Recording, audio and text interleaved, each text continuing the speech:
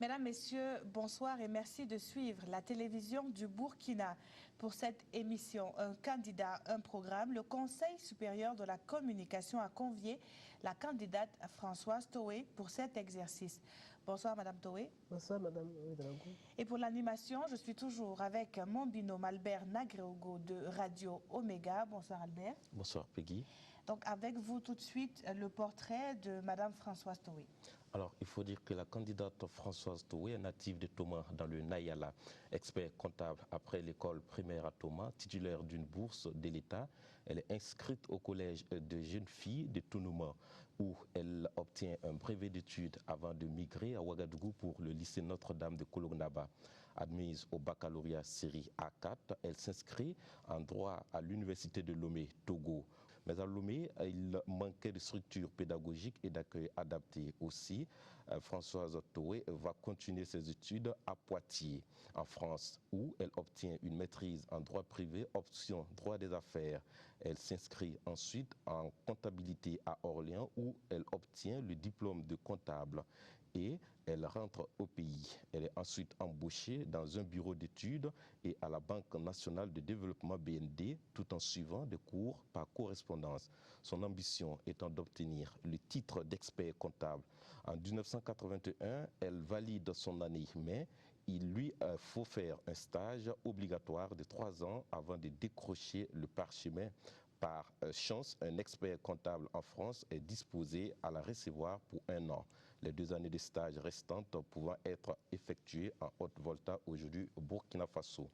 Françoise Toé est directrice d'un cabinet qui emploie une vingtaine de salariés à Ouaga avec des représentations à Bamako et à La Verrière dans les Yvelines en région parisienne.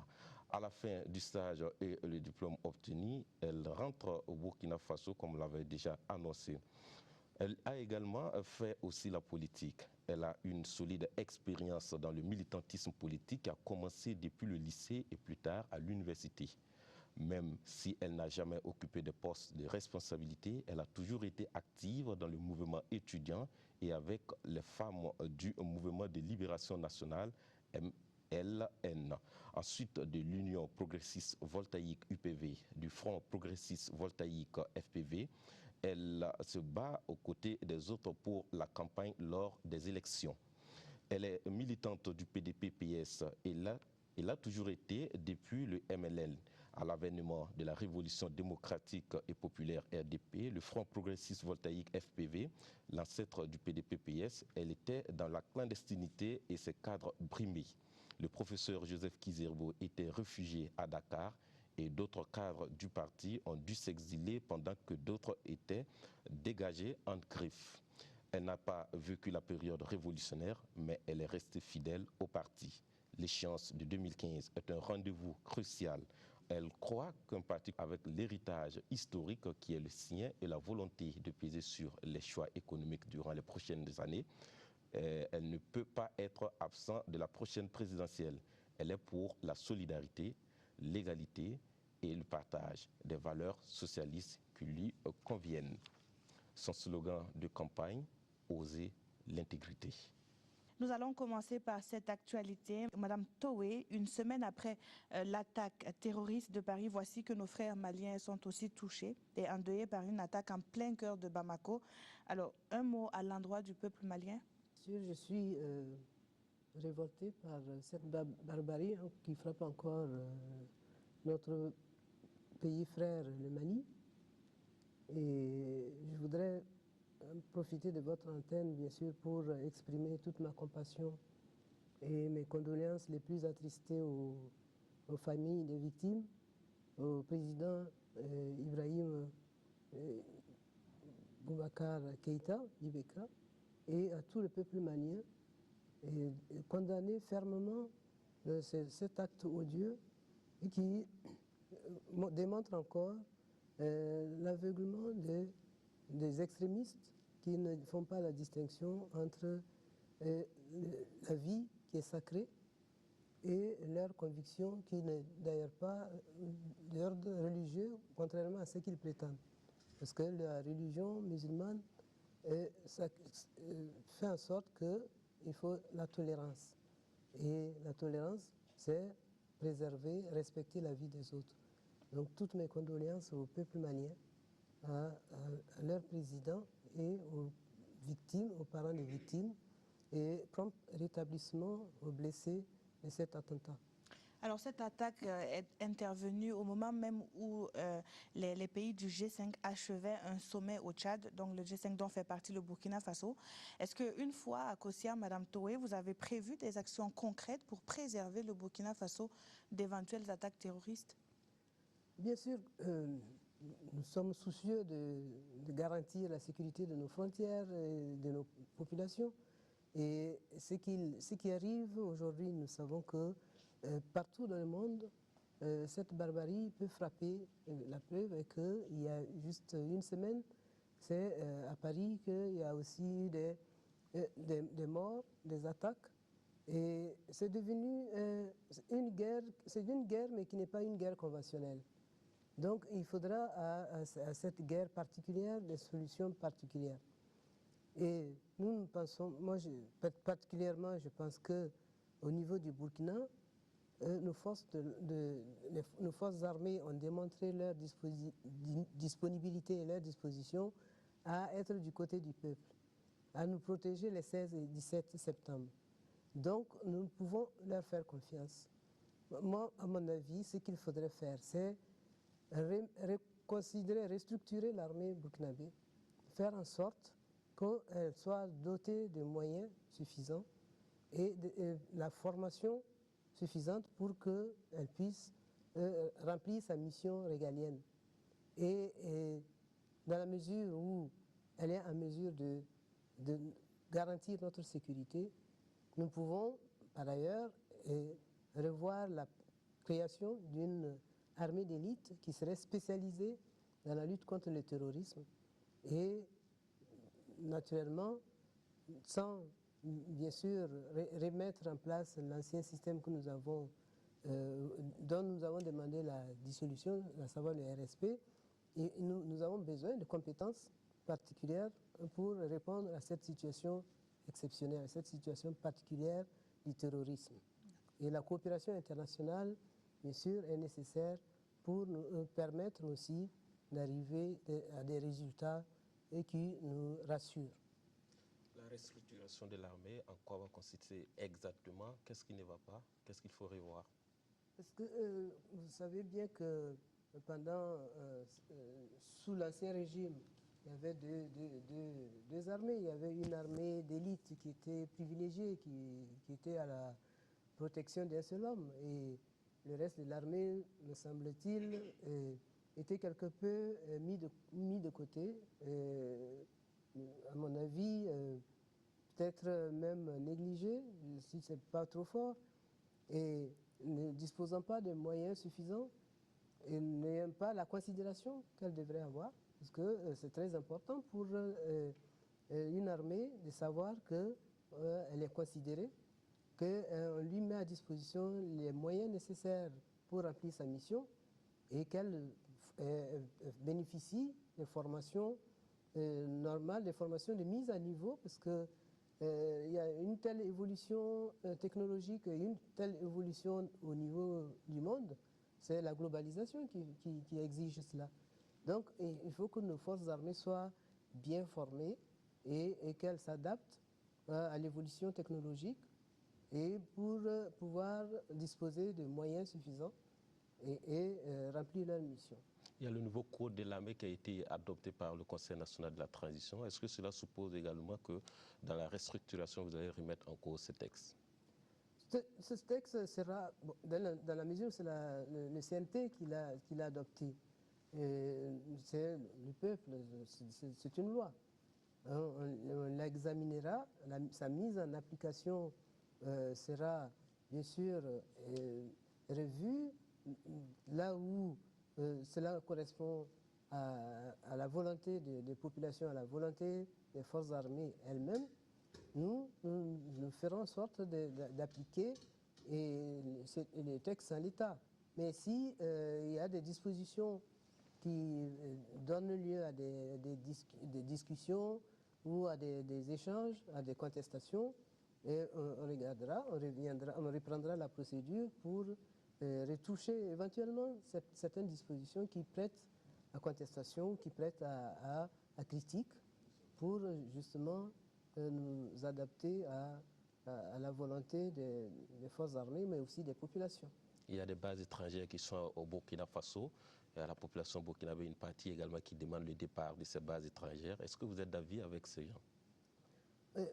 Ce qui est sûr, c'est que nous ne voulons plus que le Burkina Faso serve de base arrière à déstabiliser des pays voisins.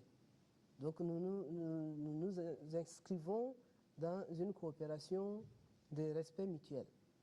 Donc ce qui n'exclut pas qu'en cas de besoin, nous puissions faire appel à des amis, parce que seuls, notamment dans le domaine du terrorisme, ce serait illusoire de penser qu'on peut seul s'en sortir.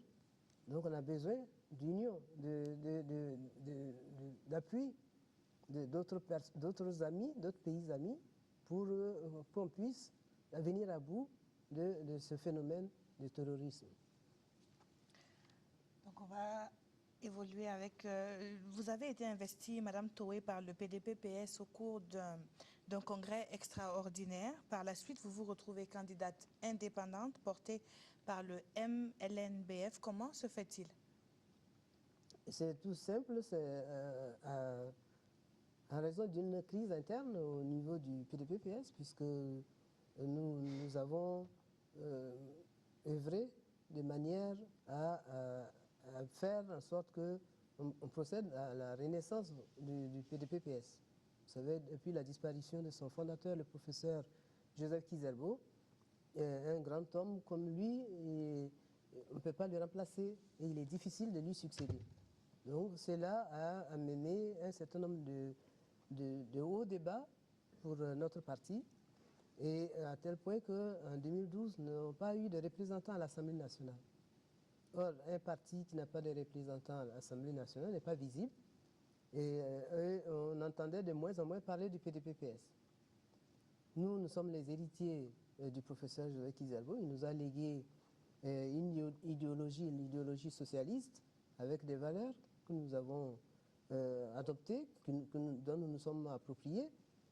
Et nous ne pouvons pas raisonnablement laisser le parti disparaître comme ça, parce que son fondateur n'est plus de ce monde.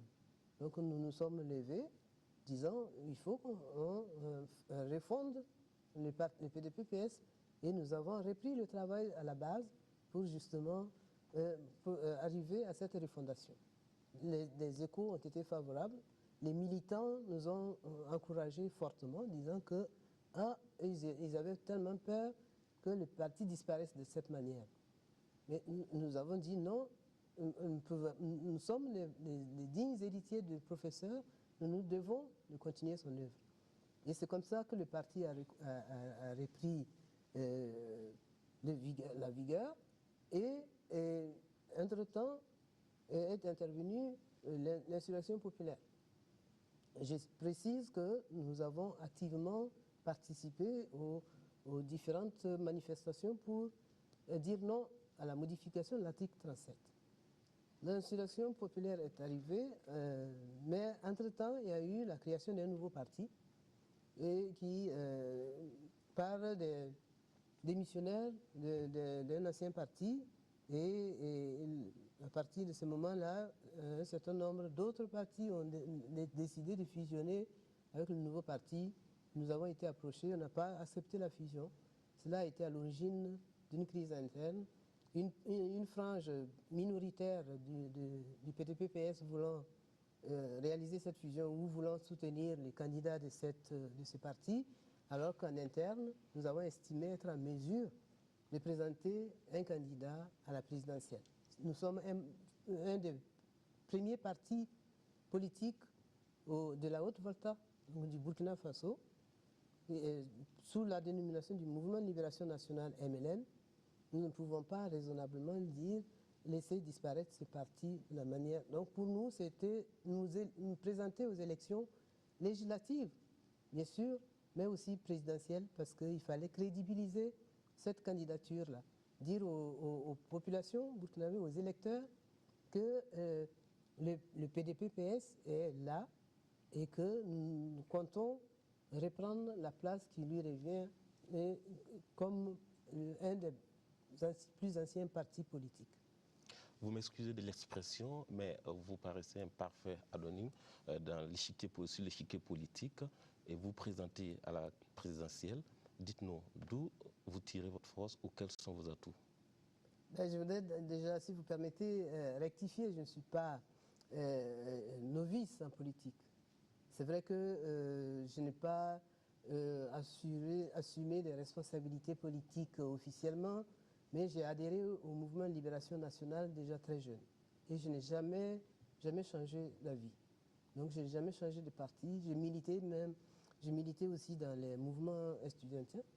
Et donc j'ai une formation politique qui me permet aujourd'hui de dire que les valeurs qui nous ont été transmises par nos aînés du MLN, qui est devenu entre-temps le PDP-PS, je suis en mesure avec les camarades de reprendre le flambeau de ces partis-là pour faire triompher ces idéaux. Vos atouts, c'est quoi? Mes atouts, c'est que d'abord, j'ai la confiance de mes camarades. Et d'autre part, comme je l'ai dit, nous sommes le premier parti socialiste du Burkina. C'est un parti qui est très structuré, qui a été mis en place par des gens très compétents, avec des procédures et un projet de société qui œuvre pour le bien-être des Burkinabés. Notre atout, c'est notre projet de société. Et en plus, le projet de société, le fait que nous sommes un parti socialiste, un parti progressiste, les valeurs que nous avons nous permettent de justement diriger le Burkina Faso avec des méthodes d'éthique, d'intégrité et de bonne gouvernance. L'autre atout, c'est que j'ai ma sensibilité féminine. J'estime que une femme qui est le socle, la femme est le socle de la famille. C'est la femme qui, tous les jours, œuvre pour le bien-être des membres de sa famille. D'abord pour son mari, pour qu'il soit dans un état d'esprit qui lui permette de s'épanouir professionnellement, personnellement, mais aussi les enfants, pour que ceux-ci aient un avenir qui soit meilleur au nôtre. Parce que quand on met au monde un enfant, notre souhait, c'est de dire il faut qu'il réussisse mieux que moi, ou en tout cas au moins autant que moi. Et la femme n'hésite pas, elle est prête à tous les sacrifices pour justement préserver ses enfants et leur garantir un avenir. Voilà pourquoi dans votre projet de société, il y a la question de genre occupe une place prépondérante. Mais avant, vous présentez le professeur Joseph Kizerbo comme votre mentor politique en quelque sorte. Alors pour avoir milité à ses côtés, vous le rappelez, vous prenez le développement endogène. Il y a ceux aussi qui prônent l'idéal sankariste. Est-ce que, selon vous, le développement du Burkina, il passe par lequel d'entre les deux? Vous savez, il y a une question d'antériorité quand même. Le professeur Kizerbo est plus ancien et a une lutte beaucoup plus ancienne que l'idéologie des partis qui se disent sankaristes aujourd'hui. Donc, comme j'ai dit, il a créé le mouvement de libération nationale avec d'autres intellectuels africains à Dakar en 1958, dans l'objectif de lutter pour l'indépendance de nos pays. Et au cours de cette réunion, ces intellectuels ont demandé à chacun des membres de créer dans son pays un mouvement de libération nationale. Mais est-ce que ce discours-là n'a pas évolué justement et intégré dans le sakarisme prôné aujourd'hui? Cela veut dire que l'idéologie qui a été promue ou qui est défendue par le professeur Kizerbo est d'actualité. Donc on ne peut pas dire que cela est dépassé par rapport à l'idéologie ou aux valeurs que défendent les sankaristes aujourd'hui. Parce que le professeur a été le premier à défendre le développement endogène. Donc, que d'autres viennent s'en inspirer, c'est plutôt une fierté. Ça veut dire que notre fondateur ne s'est pas trompé. C'était la bonne direction qu'il fallait donner. Et que les plus jeunes qui s'en inspirent, c'est aussi une forme de reconnaissance. Et donc nous ne sommes pas complexés pour cela. Nous ne pensons pas que nous soyons arriérés parce qu'on prône ces valeurs. Ces valeurs restent, ce sont des valeurs universelles. Ces valeurs restent et sont d'actualité. Quand nous avons repris la dénomination du mouvement Libération nationale, c'est parce que notre actualité nous donnait l'occasion de les reprendre. Les 30 et 31 octobre, ce mouvement insurrectionnel, cette insurrection populaire est à rapprocher en parallèle avec le 3 janvier 1966. C'était le premier soulèvement populaire au Burkina Faso. Et le professeur Kizerbo a dirigé ce soulèvement-là. Et les 30 et 31 octobre, le peuple s'est levé encore pour dire non à certaines dérives. Donc, la lutte pour la libération, pour la liberté est permanente. On ne peut pas dire que c'est une idéologie dépassée. Ce n'est pas vrai.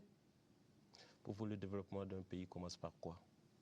Pour nous, le développement d'un pays, comme nous prenons le développement endogène, cela veut dire pour nous, il faut consommer burkinabé. Il faut consommer ce que nous produisons. Nous avons la capacité de produire suffisamment pour nourrir nos enfants, pour nourrir les populations burkinabées. Et nous avons comme objectif de réaliser l'autosuffisance alimentaire. Pour nous, il faut distinguer l'autosuffisance alimentaire de la sécurité alimentaire. Parce que nous sommes maîtres de notre destin en réalisant l'autosuffisance alimentaire. C'est nous qui produisons suffisamment pour nourrir nos populations. La sécurité alimentaire, quelque part, on abandonne une partie de notre autonomie, de notre indépendance. Parce qu'on dit, ah, vous n'avez pas à manger, donc il faut acheter à l'extérieur.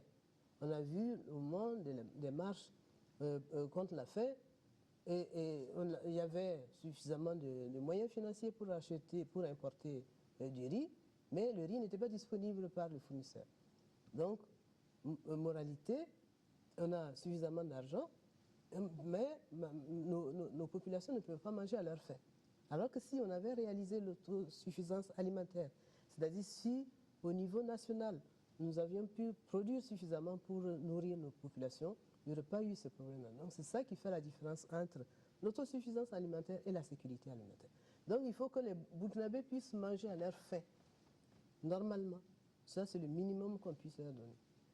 3 fois par jour. Et ensuite, il faut qu'ils aient accès à l'eau potable. Ça, c'est indispensable. Pour nous, il n'est pas admissible qu'aujourd'hui, les femmes fassent 8 à 10 km pour aller chercher de l'eau boueuse. Ça, dans nos tournées, nous avons eu ces témoignages-là. Quand on demande quelles sont vos préoccupations, les priorités qui sont prioritaires pour vous, les femmes indifféremment disent nous avons besoin d'accéder à l'eau potable parce que nous sommes obligés de faire 8 km pour aller chercher de l'eau et ce n'est pas de l'eau de bonne qualité. Vous venez de faire le diagnostic, mais qu'est-ce que vous proposez comme solution concrètement? Comme solution, pour la production, on a suffisamment de superficie. Le Burkina a des terres riches, a de l'eau. Donc pourquoi ne pas faire en sorte d'amener nos producteurs, nos paysans à produire suffisamment pour nourrir les Burkinabés? On a la capacité. Et les populations rurales sont des travailleurs. Il suffit de les mettre dans des conditions pour qu'elles puissent produire suffisamment, en les dotant de matériel, en les formant surtout, parce que ce n'est pas tout de mettre entre les mains d'un cultivateur, d'un agriculteur, du matériel, mais il faut qu'il soit formé pour l'utilisation de ce matériel, pour arriver à en tirer le meilleur dans l'utilisation de ce matériel, pour la rentabilité. La formation et l'équipement, ça va ensemble. Au niveau de l'eau potable, on a une nappe phréatique qui est suffisante. Il faut faire des forages. Ce que nous avons constaté sur le terrain.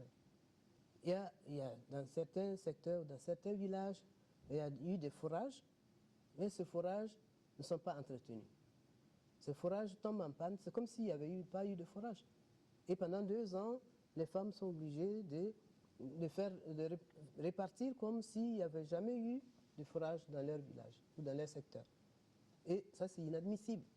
On ne peut pas, aujourd'hui, concevoir qu'on ne puisse pas avoir accès à l'eau potable. L'eau, c'est la vie, et l'eau potable, c'est la santé. Mais je me dis, comment est-ce qu'on a pu laisser pendant toutes ces années ces personnes dans une situation aussi douloureuse? Parce que l'eau, c'est vraiment le minimum qu'on puisse donner à sa population. Donc, voilà, donc, pour moi, il faut commencer par là. Mais le gros problème que nous avons constaté, c'est la situation des infrastructures routières.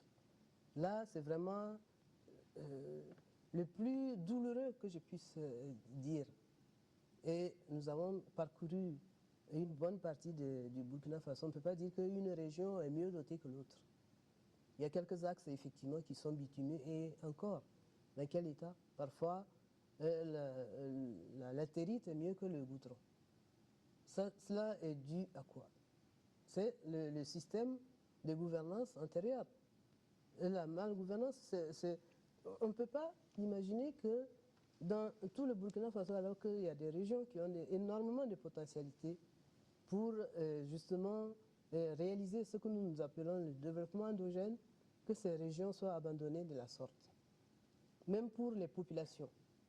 Elles ne peuvent pas se déplacer pendant il y a des zones qui sont enclavées totalement, en raison de l'état lamentable de nos routes. Est-ce que, il y a ceux-là qui disent que le régime Compaoré a travaillé en ce qui concerne les infrastructures routières, parce que pour eux, les chefs-lieux des différentes régions du Burkina sont reliés à Ouagadougou par des coutumes. Vous voulez dire qu'il n'y a pas eu un travail qui a été fait? Parce qu'à vous écouter, c'est comme si véritablement rien n'a été fait. Non, je ne dis pas cela. Je dis que c'est dans un état lamentable. Combien de fois on a eu à reprendre la route Ouagabobo? Le premier contrat dont on a fait la réception provisoire, qui était, bon, je ne veux pas citer le nom des entreprises qui ont réalisé ces travaux, à peine la route est terminée qu'il y avait déjà des trous. Et c'était un scandale à l'époque de voir que cette route qui a coûté très cher et qui a causé des désagréments à des usagers, parce qu'il y a eu des déviations et pendant des mois, voire 1 ou 2 années, et à peine arrivé au bout, il y a déjà des trous, des nids de poules, comme on dit, sur la voie. Alors qu'on était heureux, on s'est dit, voilà, au moins, cette voie va permettre, ça va fluidifier la circulation et permettre les échanges, désenclaver la région de l'Ouest.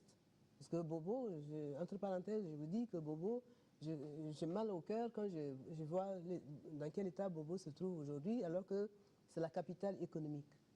Cette capitale économique a été délaissée, et laissée en délabrement économiquement. Et ça, je le regrette parce que dans les années 60, vraiment, c'était la fierté du Burkina. Et là, il va falloir revoir cette situation. En quoi faisant? En redynamisant l'économie, en incitant les investisseurs à aller davantage vers l'ouest, vers Bobo aussi. Ça permet, on parle de décentralisation. La décentralisation, ça englobe aussi le volet économique. Si on concentre tout sur la capitale, vous voyez, on est engorgé au niveau de Ouagadougou. La capitale n'arrête pas de s'étendre.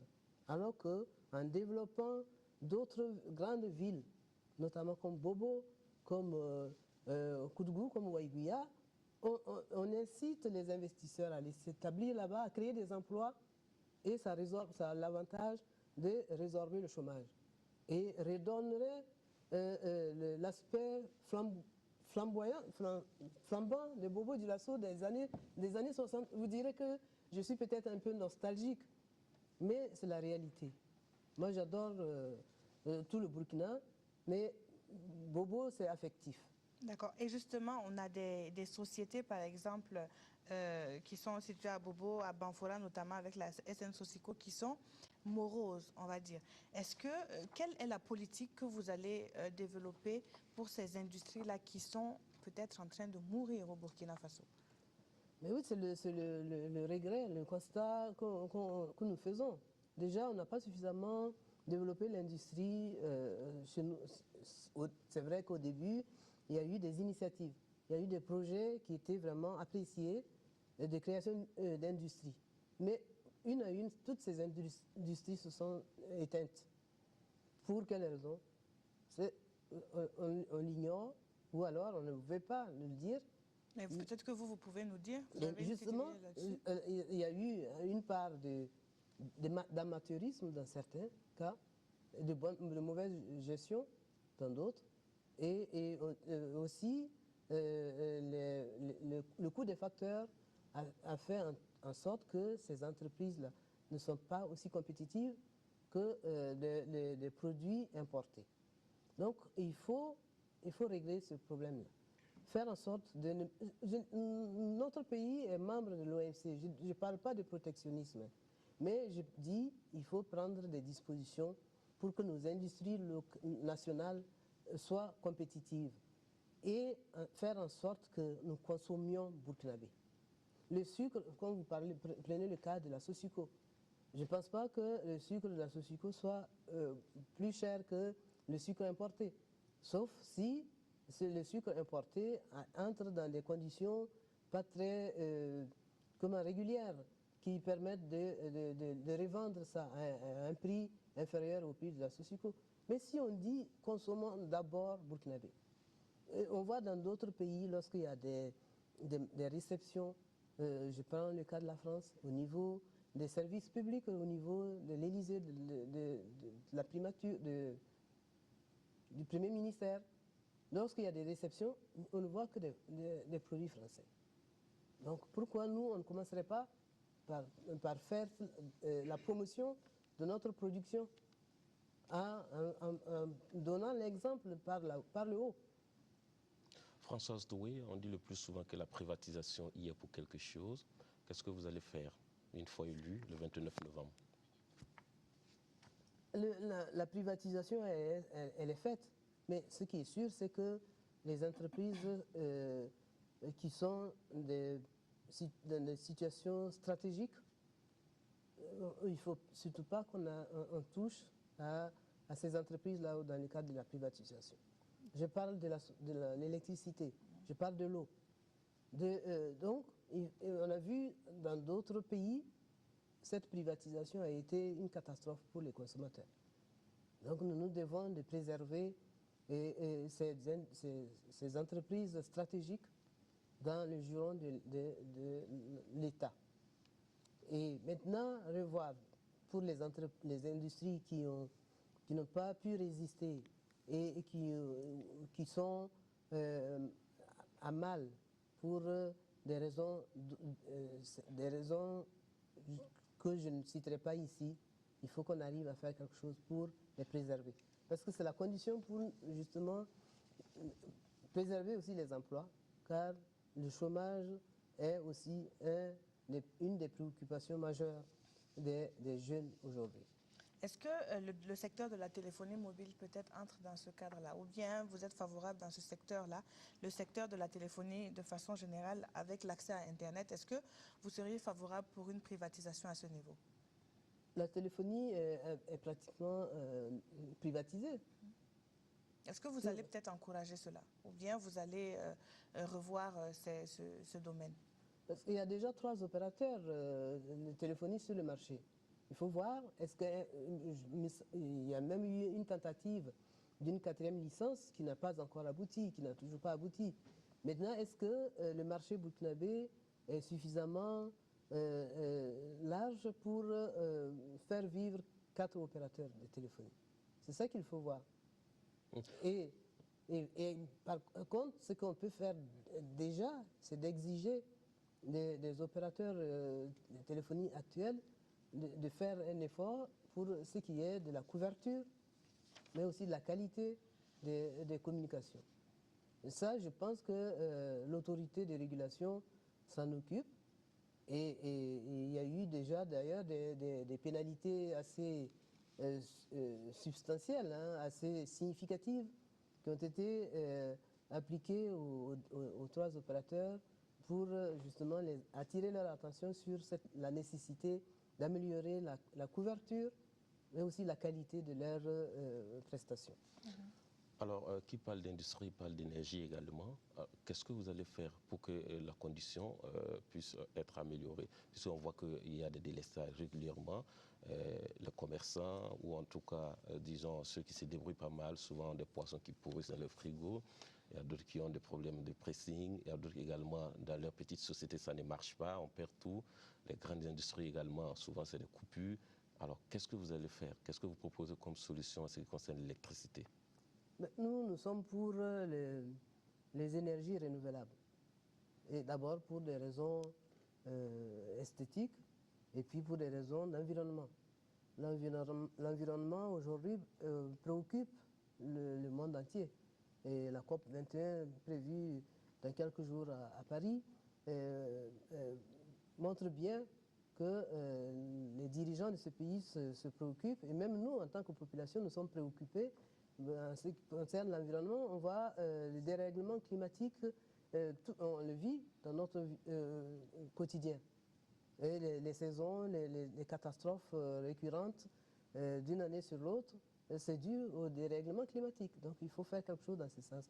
Et pour cela, s'orienter davantage vers les énergies renouvelables.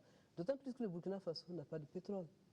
Et nous sommes amenés à tout importer. L'énergie fossile nous coûte énormément cher. Or, qu'est-ce qu'on a comme possibilité? Moi, je vois tout de suite le solaire. L'énergie solaire. Est-ce que le solaire peut alimenter les industries? Il suffit de faire les investissements qui conviennent. On peut combiner différentes sources d'énergie pour justement parer à des insuffisances d'un côté ou de l'autre. Et je vois que, par exemple, pour ne pas le citer, le Maroc a un projet assez énorme de panneaux solaires dans les déserts pour alimenter les villes. Donc ce serait un projet qu'il faudrait mûrir sérieusement, contrairement à certains qui pensent au nucléaire. Le nucléaire, ce serait la catastrophe pour le Burkina Faso. Nous n'avons pas suffisamment d'eau, comment on va refroidir les turbines? Comment on va refroidir? Donc ça, moi d'entrée de jeu, j'écarte la situation, la solution du nucléaire. Par contre, le solaire et d'autres énergies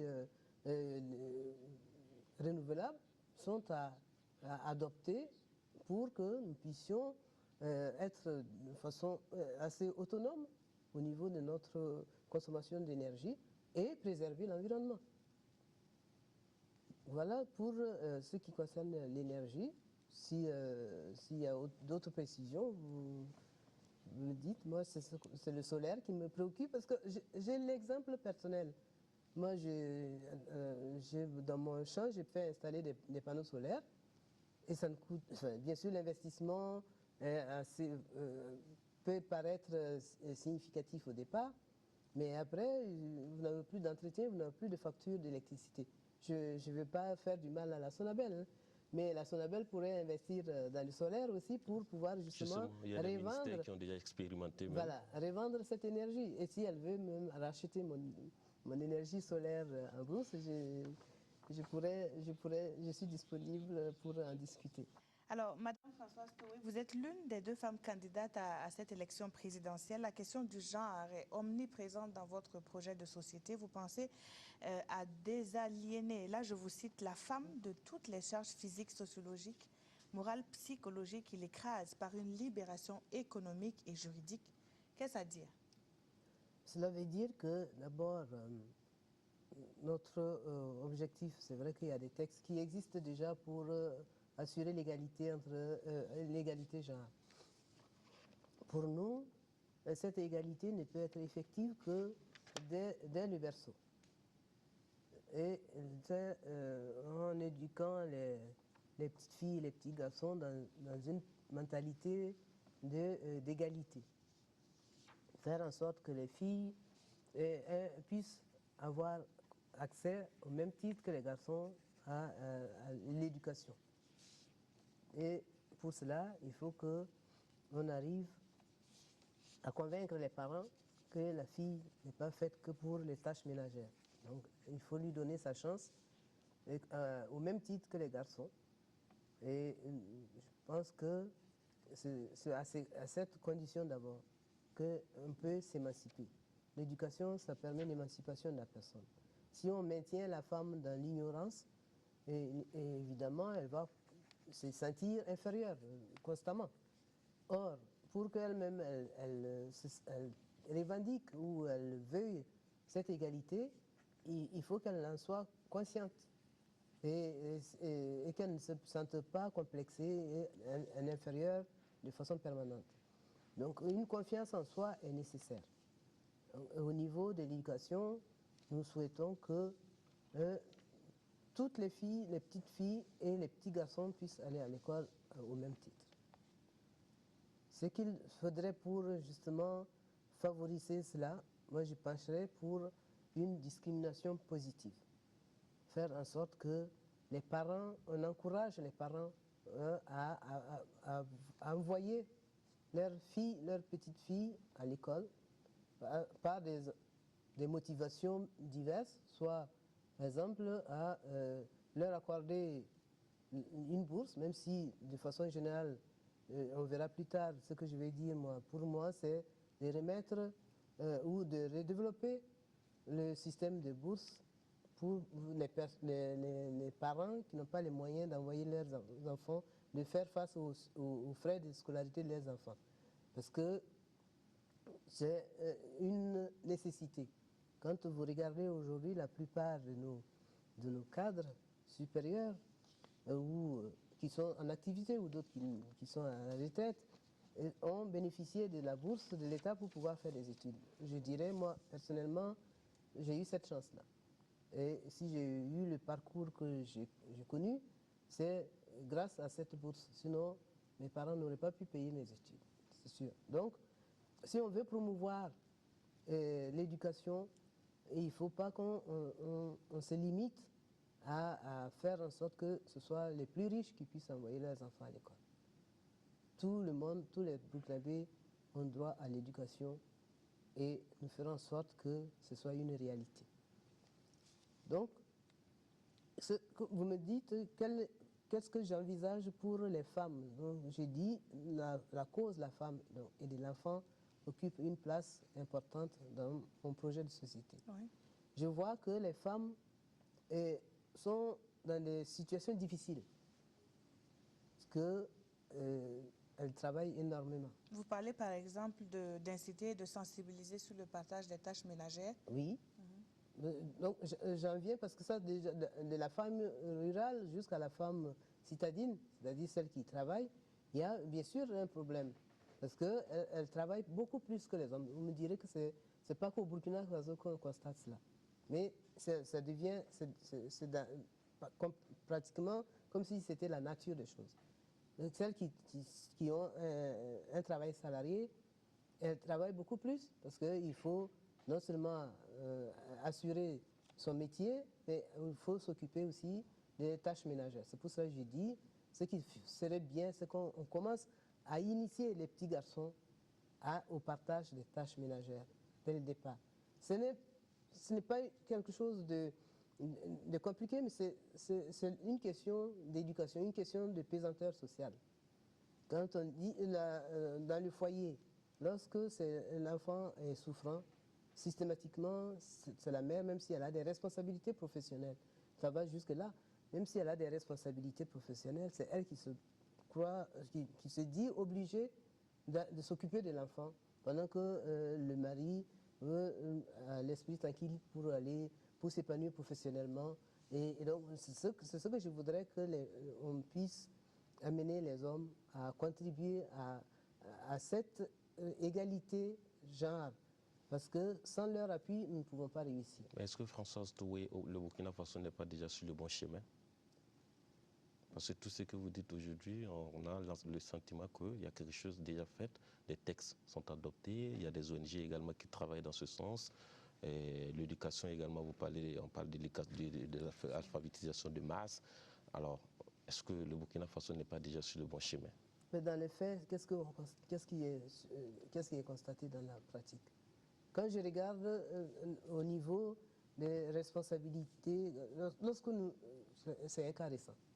Lorsque nous constituions les listes pour les législatives, on dit nous avons voulu aller même au-delà du quota genre qui est imposé par les textes, c'est-à-dire 30% de femmes sur les listes électorales. Nous avons eu comme objectif de faire la parité. Donc, nous sommes employés à cela. Et il est arrivé que dans d'autres partis, ils ont expliqué pourquoi ils n'ont pas atteint le quota. Parce que lorsqu'ils ont positionné les femmes pour qu'elles puissent constituer leur dossier, elles disent « Ah, moi je vais bien, mais il faut que j'aie l'autorisation de mon mari. » Aujourd'hui, au Burkina Faso, c'était au mois de juin 2015. Ou bien, ils disent « Ah, moi je ne peux pas parce que ça ne passera pas et je ne peux pas m'engager plus loin en politique parce qu'il y a des réunions qui se terminent tard et je risque d'avoir des problèmes dans mon foyer parce que mon mari ne peut pas comprendre que je rentre aussi tard. » Est-ce que ça, c'est des attitudes qui favorisent l'égalité entre hommes et femmes? Donc, que ce soit au niveau professionnel, que ce soit au niveau des responsabilités, ce que nous souhaiterons, c'est qu'à compétence égale, à diplôme égal, que les femmes puissent accéder aux mêmes responsabilités que les hommes. C'est vrai qu'il y a un effort au niveau du Burkina Faso, mais on peut aller beaucoup plus loin. D'accord. Alors aussi, vous avez parlé, si nous revenons sur la question de la santé de la mère et de la fille, vous avez parlé d'une politique de gratuité des moyens de contraception pour les jeunes filles des collèges et lycées comme moyen de lutte contre les grossesses précoces. D'aucuns diront, madame, que c'est les pousser peut-être à la dépravation. C'est vrai. Quelqu'un m'a posé la question une fois, disant pourquoi vous voulez promouvoir la contraception pour les jeunes filles? Ce serait leur donner envie de batifoler, entre guillemets. Je dis, mais comme j'ai pris l'exemple de Simone Veil, quand elle a voulu introduire l'IVG en France, qu'est-ce que cela n'a pas soulevé comme tollé? Alors, est-ce qu'on veut préserver la scolarité des jeunes filles tout en leur enseignant, c'est une question de morale, d'éducation, dire, ce n'est pas parce que vous avez accès à la pilule que vous devez gronder. Non, l'éducation de base, c'est ça. Dès l'instant où on inculque certaines valeurs à la jeune fille, il faut lui faire confiance. Si les parents disent, bon, on vous fait confiance, et on te fait confiance, mais il faut que tu saches que c'est ton avenir qui est en jeu. Et vous avez tantôt soulevé l'IVG, donc l'avortement. Est-ce que vous serez pour justement un avortement ici? Une loi qui va autoriser l'avortement au Burkina Faso? Moi, je serais favorable, oui. Je serais favorable parce que ça éviterait que clandestinement les filles risquent leur vie à avorter. Et puis, il y a des circonstances dans lesquelles on peut autoriser lorsqu'une femme est violée par quelqu'un qu'elle ne connaît pas, ne serait-ce que le traumatisme. Et elle n'a pas envie de garder ce choc-là, ce traumatisme-là toute la vie en gardant l'enfant. Si un enfant vient par ce geste, par ce fait, qu'est-ce qu'on y fait? Oui, mais ces mesures existent déjà, n'est-ce pas? Ces cas d'exception existent déjà. Oui, mais effectivement, c'est des cas d'exception. Mais si on légalise, on évite que ce soit dans la clandestinité. On préserve des vies. Et bien sûr, ce sera encadré. On ne dit pas que du premier mois au 9e mois, on peut, il y a des garde-fous qu'il faut fixer. Mais le principe, moi je serais favorable à légaliser l'avortement, bien encadré bien sûr. On va aborder rapidement la question de la justice. Et pour vous aujourd'hui, qu'est-ce qu'il faut faire en ce qui concerne la justice burkinabé? Pour moi, c'est assurer à la justice son indépendance pleine. Parce que jusque-là, on a ce qu'on reproche à l'ancien régime, c'est l'impunité, la corruption. Donc, si la justice n'est pas au service d'un clan, d'un homme, ou la justice est comment dire,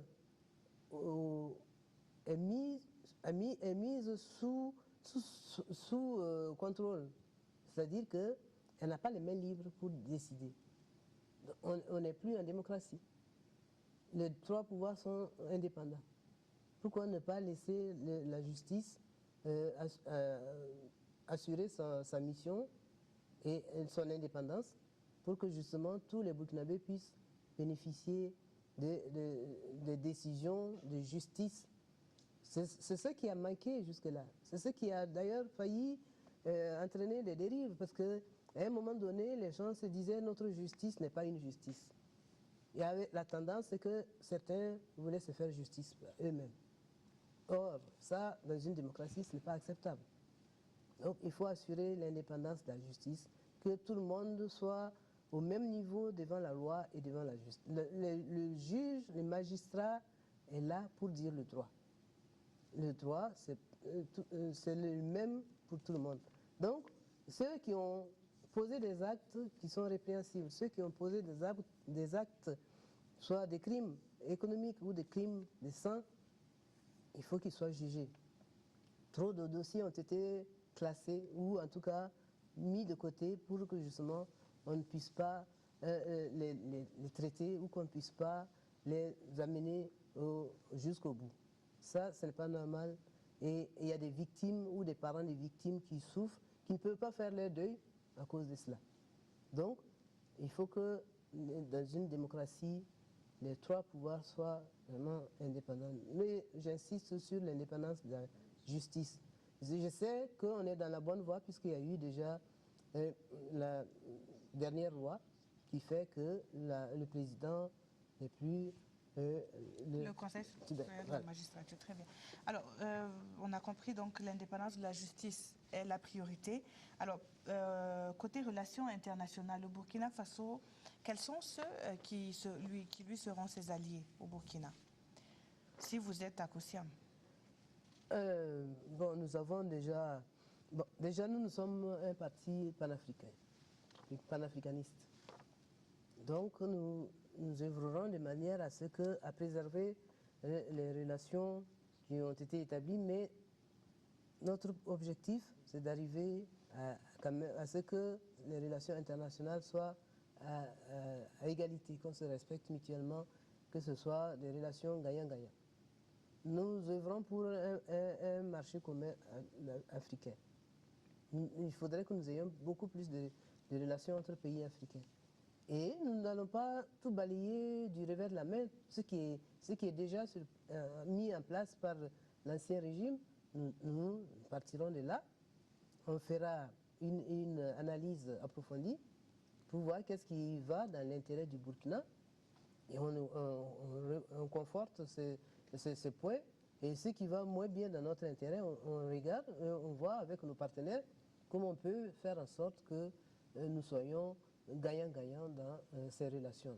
Est-ce que c'est ce que vous allez faire aussi avec ce vieux débat qui est que le Burkina est le seul ou l'un de ces pays africains à collaborer avec la Chine Taïwan, contrairement à la Chine populaire?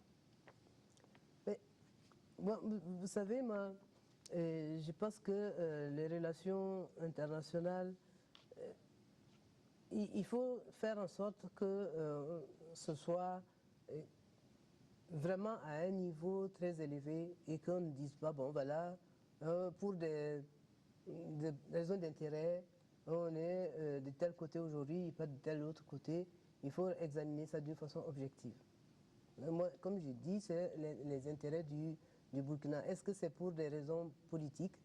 Parce que tel pays est en mesure de travailler plus dans l'intérêt du Burkina et tel autre pas? Nous examinerons le moment venu en faisant un état des lieux, un bilan de ces coopérations, qu'est-ce qui a œuvré pour qu'on change nos relations pour aller d'un pays à l'autre. Ensuite, on avisera. Et qu'est-ce que vous prévoyez pour les Burkinabés de la diaspora? Ah, ça, c'est une excellente question, parce que je suis quelque part aussi un peu de la diaspora. Et les Burkinabés de la diaspora sont disponibles, ont envie de participer au développement de ces pays-là. Donc c'est un élément important pour nous.